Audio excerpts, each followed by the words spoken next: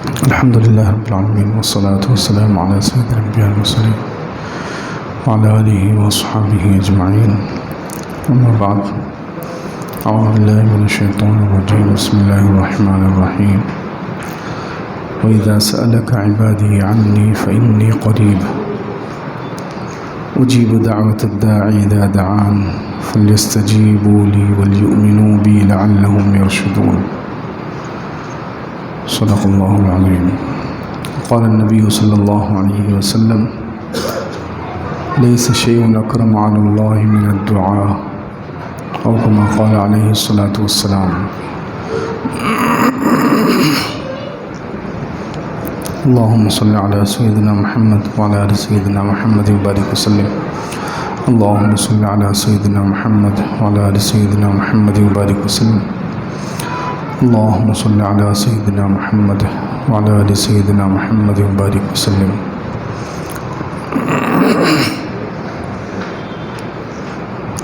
بزرگان محترم، رمضان المبارک کا مہینہ چل رہا ہے. رمضان المبارک میں ایک اہم عمل جو کرنے کا ہے وہ دعا ہے. دعا کہتے ہیں اللہ رب العزت کی طاقت سے کام بنانا. جو کام انسان سے نہیں ہو سکتا، انسان دعا کر کے اللہ کی مدد لے کر اللہ کی طاقت سے وہ کام بنائے، اس کو دعا کہتے ہیں. اور رمضان المبارک میں روزے کی حالت میں مسلمان کا مقام اللہ تعالیٰ کے پاس اتنا بڑھ جاتا ہے، مسلمان اللہ تعالیٰ کے اتنا قریب ہو جاتا ہے کہ اس کی دعائیں قبول ہوتی ہیں. حدیث میں بھی فرمایا گیا کہ 3 شخص کی دعا رد نہیں ہوتی. 3 شخص کی دعا رد نہیں ہوتی. ایک باپ کی دعا بیٹے کے حق میں، دوسرے انصاف کرنے والے بادشاہ کی دعا، تیسرے روزے دار کی دعا. تو روزے دار کی دعا اللہ رب العزت واپس نہیں کرتے. روزے کی وجہ سے، دن بھر بھوکا پیاسا رہنے کی وجہ سے انسان اللہ کے حکم پر بھوکا اور پیاسا رہتا ہے. تو اس وجہ سے اللہ رب العزت کے اتنا قریب ہو جاتا ہے کہ اللہ رب العزت اس کی دعا کو رد نہیں کرتے، دعا کو واپس نہیں کرتے، اس کی دعا سنی جاتی ہے. اسی لیے قرآن پاک میں جہاں اللہ رب العزت نے روزے کا حکم دیا ہے، روزے کے احکامات دوسرے پارے میں جہاں بیان کیے ہیں، اس کے فوراً بعد اللہ تعالیٰ نے یہ آیت اتاری ہے: وَإِذَا سَأَلَكَ عِبَادِي عَنِّي فَإِنِّي قَرِيب. کہ جب میرے بندے میرے بارے میں اے نبی صلی اللہ علیہ وسلم آپ سے پوچھیں تو آپ کہہ دیجئے کہ میں قریب ہوں. اجیب دعوت الداعی اذا دعان، دعا کرنے والے کی دعا کو میں قبول کرتا ہوں. اب دیکھیے، روزوں کا تذکرہ ہے کہ روزے فرض ہے، اس کے فوراً بعد اللہ تعالیٰ نے یہ آیت رکھی ہے دعا کی قبولیت والی، دعا کی قبولیت والی، کہ جب میرے بندے مجھ سے دعا مانگتے ہیں تو میں قریب ہوتا ہوں اور پکارنے والوں کی پکار کو، دعا کرنے والوں کی دعا کو میں قبول کرتا ہوں. تو مفسرین کہتے ہیں کہ رمضان کے روزوں کا تذکرہ کر کے اللہ رب العزت نے فوراً اس آیت کو رکھا. یہ اشارہ ہے کہ رمضان میں اور روزے کی حالت میں دعا قبول ہوتی ہے. اللہ رب العزت روزے دار کی دعا کو واپس نہیں کرتے، رد نہیں کرتے. اس لیے اللہ رب العزت نے رمضان کے روزوں کے فوراً بعد دعا کی قبولیت والی آیت رکھی ہے. تو رمضان کے روزے کی وجہ سے انسان کا مقام بہت بڑھ جاتا ہے، اللہ رب العزت کے بہت قریب ہو جاتا ہے. تو یہ دعا کی قبولیت کے چانس بڑھ جاتے ہیں. تو اس لیے رمضان المبارک میں ایک اہم عمل دعا کرنا چاہیے. دعا کی وجہ سے ناممکن کام ممکن ہو جاتے ہیں. مشکل سے مشکل مسئلے حل ہو جاتے ہیں۔ حضرت طالوت تھے بنی اسرائیل میں، ایک اللہ رب العزت نے ان کو بادشاہ متعین کیا۔ وہ جالوت کے سامنے اپنا لشکر لے کر گئے۔ جالوت اس زمانے کا بہت ہی ظالم انسان تھا۔ بنی اسرائیل کے زمانے میں جالوت ایک بہت ہی ظالم انسان تھا۔ اس نے بنی اسرائیل کو، یعنی اس زمانے کے مسلمانوں کو کئی مرتبہ ہرایا۔ اس زمانے کے مسلمانوں کو بہت پریشان کیا کرتا تھا، بہت ظلم کرتا تھا، بہت سارے بنی اسرائیل کا، مسلمانوں کا اس نے قتل کیا۔ تو اس وقت اللہ رب العزت نے بنی اسرائیل میں حضرت طالوت کو متعین کیا، اور حضرت طالوت کے لشکر میں تھے داؤد علیہ السلام۔ داؤد علیہ السلام جو نبی ہیں، وہ ان کے لشکر میں شامل ہوئے، اور پھر ان لوگوں نے جالوت کے لشکر سے لڑائی کی ہے۔ وہ صرف مسلمان بنی اسرائیل جو تھے اس زمانے میں، جو جالوت کے مقابلے میں آئے، وہ صرف 313 تھے۔ مفسرین کہتے ہیں جیسے بدر میں مسلمان حضور صلی اللہ علیہ وسلم کے ساتھ، صحابہ کے ساتھ 313 تھے، تو وہاں جالوت کے مقابلے میں بھی حضرت طالوت کا لشکر اور حضرت داؤد علیہ السلام جس لشکر میں تھے، وہ صرف 313 لوگ تھے۔ لیکن انہوں نے کیا کیا؟ لڑائی سے پہلے دعا کی ہے۔ لڑائی سے پہلے انہوں نے دعا کی ہے، ربنا افرغ علینا صبرا وثبت اقدامنا وانصرنا علی القوم الکافرین۔ دوسرے پارے کے آخری پیج پر یہ دعا ہے کہ اللہ ہمارے اوپر صبر ڈال دے، ہمیں صبر دے اور ہمارے قدموں کو جما دے، اور کافروں کے خلاف ہماری مدد فرما۔ تو اس دعا کی برکت سے پھر اتنا چھوٹا سا لشکر 313 اور سامنے ہزاروں کا لشکر ہے جس نے کئی مرتبہ مسلمانوں کو ہرایا، لیکن دعا کی برکت سے اللہ تعالیٰ نے ایسی مدد کی ہے کہ یہ 313 کا لشکر جیت گیا۔ حضرت داؤد علیہ السلام نے ایک ہی پتھر مارا اور وہ جالوت ختم ہو گئے۔ حضرت داؤد علیہ السلام نے ایک ہی پتھر مارا اس کو، تو وہ اتنا بڑا ظالم، اتنا بڑا طاقتور، اتنا بڑا پہلوان ختم ہو گیا۔ دیکھیے دعا کی وجہ سے اللہ رب العزت نے فرمایا فَهَزَمُوهُمْ بِإِذْنِ اللَّهِ، مسلمانوں نے ان کافروں کو شکست دی، ہرا دیا اللہ کے حکم سے۔ وَقَتَلَ دَاوُودُ جَالُوتَ وَآتَاهُ اللَّهُ الْمُلْكَ وَالْحِكْمَةَ وَعَلَّمَهُ مِمَّا يَشَاءُ، اور داؤد علیہ السلام نے جالوت کو قتل کر دیا۔ پھر آگے چل کے اللہ تعالیٰ نے داؤد علیہ السلام کو نبوت دے دی۔ خیر ابھی تک تو نبی نہیں تھے، لیکن دعا کی برکت سے دیکھیے دعا کتنی بڑی طاقت ہے ایک مسلمان کے پاس۔ دعا کتنی بڑی چیز ہے کہ ناممکن کام ممکن ہو جاتا ہے، مشکل سے مشکل مسئلے حل ہو جاتے ہیں اللہ کی مدد سے، جب مسلمان یقین کے ساتھ اللہ رب العزت سے دعا کرتا ہے۔ تو دعا کہتے ہیں اللہ کی طاقت سے کام بنانا، تو دعا کی وجہ سے مشکل مسئلے حل ہو جاتے ہیں۔ اس لیے زیادہ سے زیادہ دعا کا اہتمام کرنا چاہیے، ہر چھوٹے سے چھوٹی چیز کے لیے بھی، بڑے سے بڑے مسئلے کے حل کے لیے بھی۔ حضرت موسیٰ علیہ السلام نے قرآن میں 2 دعائیں کی ہیں، اس سے ثابت ہو رہا ہے، اور ترمذی شریف میں تو روایت ہے اللہ کے رسول صلی اللہ علیہ وسلم نے خود فرمایا کہ نمک کی بھی ضرورت پڑے تو اللہ سے مانگو، جوتے کا تسمہ ٹوٹ جائے، یعنی جوتے کا بن، اس زمانے میں اس کو تسمہ بولتے تھے، تو وہ بھی ٹوٹ جائے تو اس کے لیے بھی اللہ سے دعا کرو۔ یہ ترمذی میں اللہ کے رسول صلی اللہ علیہ وسلم نے خود فرمایا کہ چھوٹی سی چھوٹی چیز کے لیے بھی اللہ سے دعا کرنا چاہیے، اور بڑے سے بڑے مسئلے کے حل کے لیے بھی اللہ سے دعا کرنا چاہیے۔ اب اس کی مثال قرآن سے دیکھیں، حضرت موسیٰ علیہ السلام نے 2 دعائیں کی ہیں۔ سب سے بڑا مسئلہ، سب سے بڑی نعمت کے لیے بھی دعا کی ہے، اور سب سے چھوٹی نعمت کے لیے بھی دعا کی ہے۔ سب سے بڑی نعمت کیا ہے؟ اللہ کا دیدار۔ سب سے بڑی نعمت کیا ہے؟ اللہ کا دیدار۔ جنت میں سب سے بڑی نعمت کیا ہوگی؟ اللہ کو دیکھنا۔ اللہ کو دیکھنا یہ سب سے بڑی نعمت ہوگی۔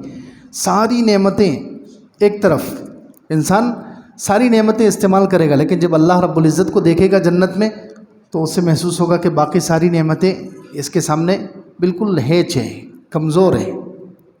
سب سے بڑی نعمت جنت میں اللہ کا دیدار ہے۔ تو حضرت موسیٰ علیہ السلام نے اس کے لیے بھی اللہ تعالیٰ سے دعا کی، رب ارینی انظر الیک، اے اللہ میں تجھے دیکھنا چاہتا ہوں۔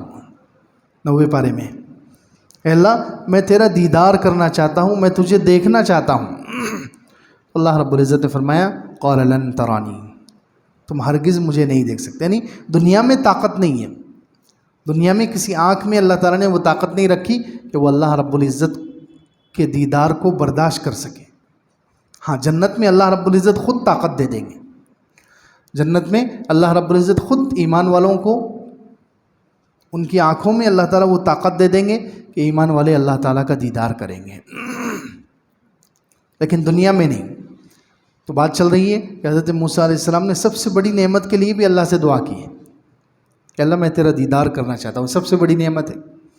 اور سب سے چھوٹی چیز کے لیے بھی دعا کی ہے۔ جب حضرت موسیٰ علیہ السلام دوپہر میں ایک مرتبہ باہر نکلے، فرعون کے محل میں رہتے تھے ابھی جوانی کے وقت، تو ایک آدمی کا قتل ہو گیا غلطی سے۔ حضرت موسیٰ علیہ السلام نے دیکھا دو آدمی لڑائی کر رہے ہیں، ایک موسیٰ علیہ السلام کے قوم سے ہے، خاندان سے ہے، دوسرا فرعون کے خاندان سے ہے۔ اور حضرت موسیٰ علیہ السلام نے محسوس کیا کہ فرعون کے خاندان والا جو ہے وہ ظلم کر رہا ہے، وہ ظالم ہے، وہ ظالم ہے، بلا وجہ حضرت موسیٰ علیہ السلام کے قوم کے ایک آدمی کو وہ مار رہا ہے، ظلم کر رہا ہے۔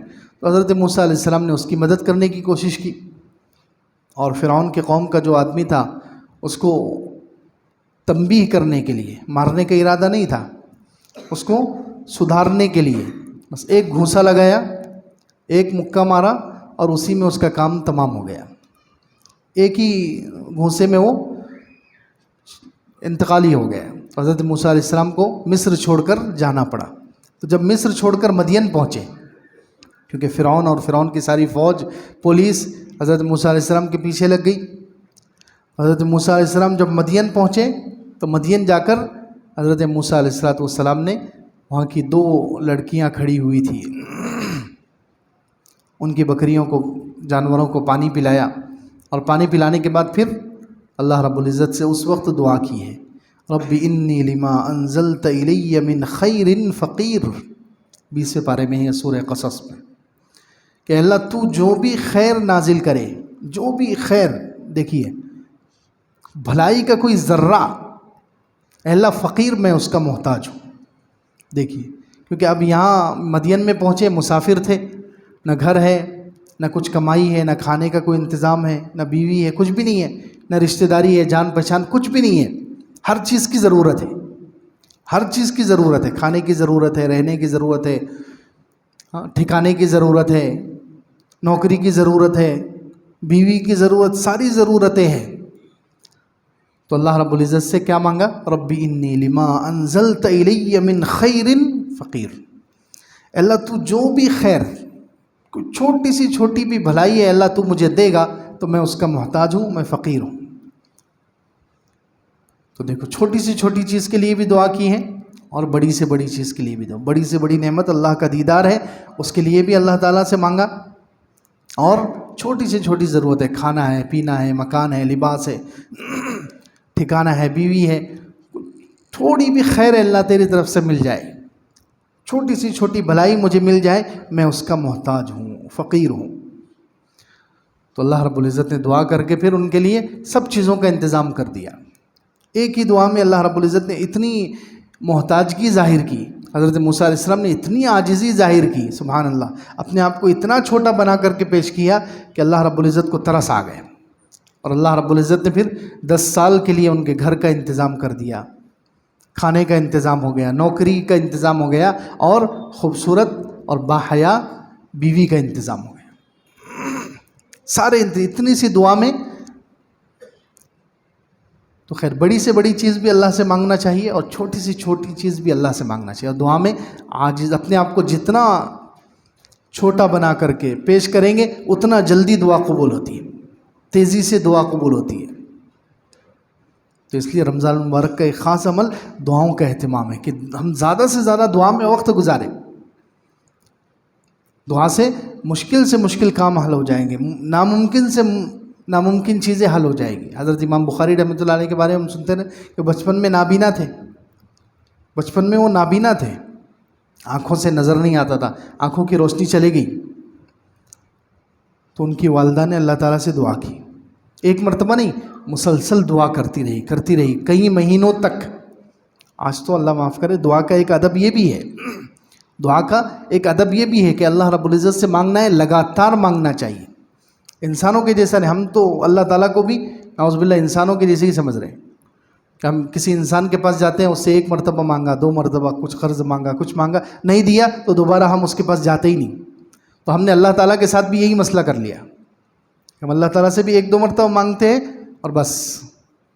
اللہ تعالیٰ کے ہم بندے ہیں، ہمیں مسلسل مانگنے کی ضرورت ہے۔ دعا کا ایک ادب یہ ہے کہ دعا میں تسلسل ہو، چاہے 1 مہینے تک مانگنا پڑے، 1 سال تک مانگنا پڑے، کیونکہ اللہ رب العزت حکیم ہے، ہر چیز کا وقت اللہ تعالیٰ کے پاس متعین ہے، کب اللہ تعالیٰ دعا قبول کریں گے یہ اللہ ہی کو معلوم ہے۔ بعض مرتبہ دعا کی قبولیت سالوں کے بعد ہوتی ہے۔ حضرت ابراہیم علیہ السلام کی دعا قبول ہوئی 4000 سال کے بعد۔ انہوں نے دعا کی تھی حضور صلی اللہ علیہ وسلم کے آنے کے لیے، اس امت کے لیے دعا کی تھی۔ انہوں نے کعبہ بنانے کے بعد دعا کی تھی کہ اللہ یہ کعبہ تو میں نے بنا دیا ہے، یہاں ایک امت پیدا کر جو اس کعبے کو آباد کرے، یہاں حج کرے، اور اس امت کے اندر ایک نبی کو بھیج، پہلے پارے میں ہے۔ تو وہ دعا کب قبول ہوئی؟ حضرت ابراہیم علیہ السلام، کتنا بڑا مقام ہے ان کا، یعنی حضور صلی اللہ علیہ وسلم کے بعد یوں سمجھ لو سب سے بڑا مقام ان کا ہی ہے۔ حضور صلی اللہ علیہ وسلم کے بعد سب سے بڑا مقام نبیوں میں ان کا ہی ہے، حضرت ابراہیم علیہ السلام کا۔ تو ان کی دعا 4000 سال لگ گئے قبول ہونے میں۔ پھر اللہ تعالیٰ نے ان کی دعا کے اثرات ظاہر کیے، اس امت کو پیدا کیا، اور حضرت محمد صلی اللہ علیہ وسلم نبی کو پیدا کیا۔ ان کی دعا کے قبول ہونے میں اتنے ٹائم لگ گیا، تو اللہ تعالیٰ کی حکمت ہے۔ حضرت موسیٰ علیہ السلام کی دعا قبول ہونے میں 40 سال لگ گئے، جو فرعون کے خلاف جو بد دعا کی تھی، ربنا اطمس علی اموالہم واشدد علی قلوبہم، اللہ ان کے مالوں کو برباد کر دے، ان کے دلوں پر مہر لگا دے کہ اب آج کے بعد یہ ایمان نہ لائیں۔ یہ جو دعا کی ہے، تو مفسرین کہتے ہیں کہ پھر اس دعا کے 40 سال کے بعد فرعون ڈوبا ہے، 40 سال کے بعد فرعون غرق ہوا ہے، کتنا ٹائم لگ گیا۔ لیکن موسیٰ علیہ السلام اور ہارون علیہ السلام لگاتار دعا کرتے رہے، 40 سال مایوس نہیں ہوئے۔ بندے کا کام ہے مانگتے رہنا، مسلسل مانگنا۔ دعا کا ایک ادب ہے تسلسل کے ساتھ بار بار مانگنا، جب تک قبول نہ ہو جب تک مانگتا رہے، یا زندگی بھر اگر اثرات نظر نہیں آ رہے تو زندگی بھر کسی چیز کو مانگتے رہنا ہے۔ ہم بندے ہیں، ہمارا کام مانگنا ہے، اللہ رب العزت معطی ہے، دینا اللہ کا کام ہے، رب اللہ ہے، قبول کرنے والے مجیب اللہ ہے۔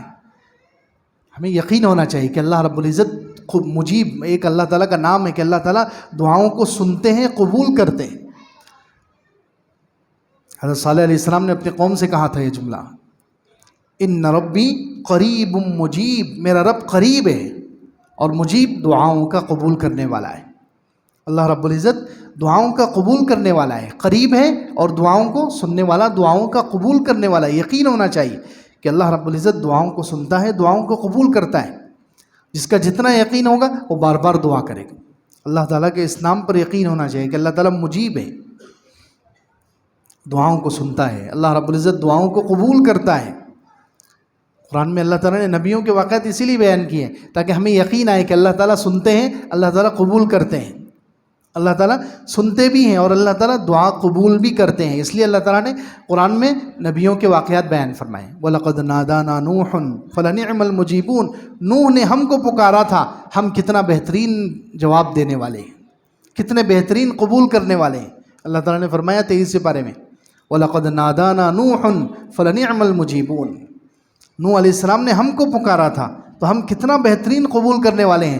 کہ نوح علیہ السلام کی قوم کتنی طاقتور تھی، اور حضرت نوح علیہ السلام کے ساتھ صرف 80 یا 82 یا 40 لوگ، اتنے کم لوگ ہیں، اور سامنے ہزاروں لوگ ہیں، ان کے سامنے ہزاروں لوگ ہیں، پوری امت ہے، پوری دنیا ہے۔ تو حضرت نوح علیہ السلام جب پریشان ہو گئے، 950 سال تک اللہ کی طرف بلاتے رہے لیکن لوگوں نے بات نہیں سنی، تو فدعا ربہ انی مغلوب فانتصر، انہوں نے اپنے رب کو پکارا اور اللہ کو پکار کر کے انہوں نے دعا کی کہ اللہ میں مغلوب ہو چکا ہوں، تو میری مدد فرما، ربی انی مغلوب فانتصر۔ کس یقین کے ساتھ، کتنی عاجزی کے ساتھ اور کتنے یقین کے ساتھ انہوں نے دعا کی ہے کہ اللہ رب العزت نے اس دعا کی وجہ سے حضرت نوح علیہ السلام کو اور ان کے ساتھ ایمان والوں کو بچا لیا اور باقی ساری قوم کو غرق کر دیا، سارے لوگوں کو اللہ رب العزت نے غرق کر دیا۔ اس کا تذکرہ اللہ رب العزت نے کیا ہے تاکہ یقین آئے کہ اللہ رب العزت ضرور سنتے ہیں، دعاؤں کو سنتے ہیں، دعاؤں کو قبول کرتے ہیں۔ نبیوں کی دعاؤں کی قبولیت کے واقعات اللہ تعالیٰ نے اس لیے بیان کیے ہیں۔ حضرت ایوب علیہ السلام بیمار تھے، انہوں نے دعا کی اور اللہ رب العزت نے ان کی دعا کو قبول کیا۔ 17ویں پارے میں ایک ہی صفحے میں اللہ تعالیٰ نے حضرت ایوب علیہ السلام، حضرت یونس علیہ السلام، حضرت زکریا علیہ السلام، تین نبیوں کی دعاؤں کے قبول کرنے کو اللہ تعالیٰ نے ایک ہی پیج پر بیان کیا ہے کہ ایوب علیہ السلام نے دعا کی ہے، ہم نے ان کی دعا فاستجبنا لہ فکشفنا ما بہ من ضر، ہم نے ان کی پکار کو سنا، پکار کو قبول کیا، اور ان کو جو پریشانی تھی، سالوں سے وہ بیمار تھے، 18 سال تک بیمار تھے، لیکن اللہ رب العزت نے منٹوں میں ان کی بیماری ختم کر دی۔ پھر حضرت یونس علیہ السلام کے بارے میں وَظَنُّونِ إِذْ ذَهَبَ مُغَاضِبًا فَظَنَّ أَن لَّن نَّقْدِرَ عَلَيْهِ فَنَادَىٰ فِي الظُّلُمَاتِ أَن لَّا إِلَٰهَ إِلَّا أَنتَ سُبْحَانَكَ إِنِّي كُنتُ مِنَ الظَّالِمِينَ۔ یونس علیہ السلام نے اندھیروں کے بیچ میں ہم کو پکارا تو اللہ رب العزت نے کہا فَاسْتَجَبْنَا لَهُ، ہم نے ان کی پکار کو سنا، ان کی دعا کو ہم نے قبول کیا اور انہیں غم سے، ٹینشن سے نجات دے دی۔ اور ہم اسی طرح قیامت تک بھی ایمان والوں کی دعا سنتے رہیں گے، انہیں مصیبتوں سے بچاتے رہیں گے۔ کذالک ننجی المؤمنین۔ پھر وزکریا اذ نادی ربہ، زکریا علیہ السلام کا پرسنل مسئلہ ہے، اولاد نہیں ہو رہی ہے، 100 سال سے اوپر عمر ہو گئی اور انہوں نے وہاں اللہ تعالیٰ کو پکارا ہے۔ دیکھیے انسان کو کسی بھی عمر میں مایوس نہیں ہونا چاہیے، اللہ رب العزت کی طاقت سے اگر کام بنانا ہے تو کبھی بھی انسان کو مایوس نہیں ہونا چاہیے۔ اب دیکھو 100 سال کی عمر، اب 100 سال میں کتنی مرتبہ انہوں نے اولاد کے لیے دعا کی ہوگی، لیکن 100 سال تک جب تک اللہ تعالیٰ کے پاس جو وقت متعین ہے وہ وقت نہیں آیا تھا، دعا قبول نہیں ہوئی۔ لیکن جیسے ہی وہ وقت آ گیا تو پھر بڑھاپے میں ایسے وقت میں جب عام طور پر اولاد ہو ہی نہیں سکتی، اولاد ہو گئی۔ تو اللہ تعالیٰ کے پاس وقت ہوتا ہے، انسان مانگتا رہے تسلسل کے ساتھ، لگاتار دعا کرے۔ دعا کا ایک ادب ہی ہے تسلسل کے ساتھ مسلسل دعا کرنا۔ اللہ کے رسول صلی اللہ علیہ وسلم پر سحر ہو گیا، جادو ہو گیا 6 مہینے تک۔ اب بتائیے 6 مہینے میں کتنی مرتبہ حضور صلی اللہ علیہ وسلم نے دعا کی ہوگی، لیکن 6 مہینے تک نہیں قبول کرنا، 6 مہینے کے بعد قبول کرنا تھا۔ تو پھر حضرت عائشہ رضی اللہ عنہ کہتی ہیں کہ ایک مرتبہ حضور صلی اللہ علیہ وسلم نے پھر دعا شروع کی، دعا و دعا، اور ایک روایت میں دعا ثم دعا، دعا کرتے رہے، اتنی دعا کی کہ پھر اللہ رب العزت نے حضرت جبرائیل علیہ السلام کو بھیج کر سورہ فلق اور سورہ ناس اتاری اور آپ پر سے جادو ختم ہو گیا۔ اللہ رب العزت نے مسئلہ حل کر دیا، لیکن کیسے ہوا؟ دعا کی وجہ سے ہوا۔ دعا سے جادو بھی ختم ہو سکتا ہے۔ دیکھیے حضور صلی اللہ علیہ وسلم نے اتنی دعا کی ہے کہ اللہ تعالیٰ نے مسئلے کا حل نکال دیا اور جادو ختم ہو گیا۔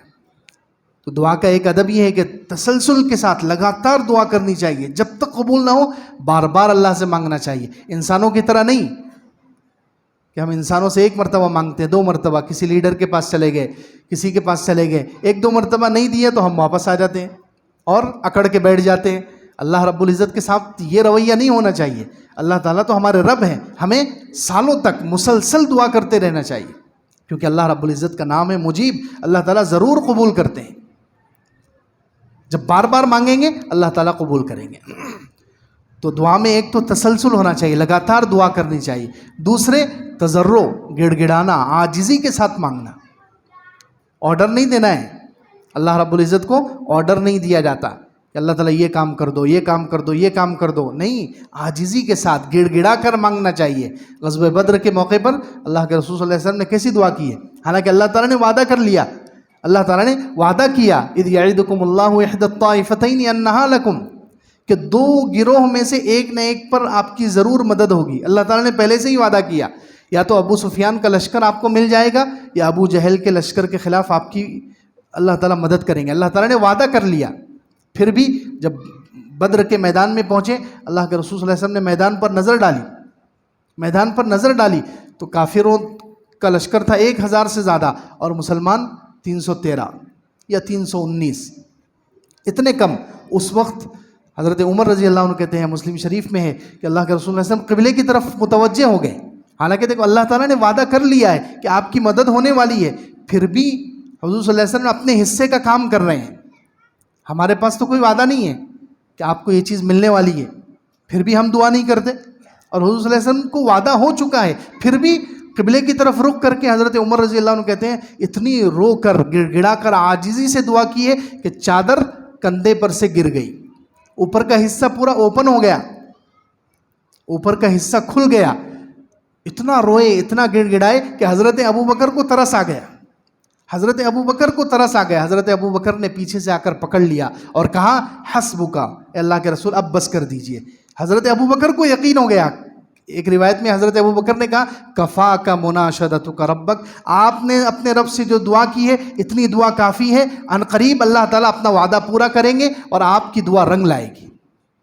دیکھیے اتنا مانگا ہے کہ جو دیکھنے والے ان کو ترس آ گیا، اتنی گڑ گڑا کر اتنی عاجزی کے ساتھ دعا کی ہے. تو دعا میں یہ چیز ہونی چاہیے، لگاتار دعا کی جائے، بار بار دعا کی جائے، اور دوسرے گڑ گڑا کر دعا کی جائے، عاجزی کے ساتھ رو کر دعا کی جائے. اللہ تعالیٰ نے خود کہا 8ویں پارے میں ادعوا ربکم تضرعا وخفیہ، اپنے رب سے دعا کرو گڑ گڑا کر، عاجزی کے ساتھ اور آہستہ، چپکے چپکے. تو اس لیے جب دعائیں ہماری اس طریقے سے ہوگی، لگاتار ہوگی، مسلسل ہوگی اور عاجزی اور گڑ گڑا کر ہوگی، انشاءاللہ بڑے سے بڑا مسئلہ حل ہوگا. اللہ رب العزت سے دعا ہے اللہ تعالیٰ ہمیں عمل کی توفیق عطا فرمائے.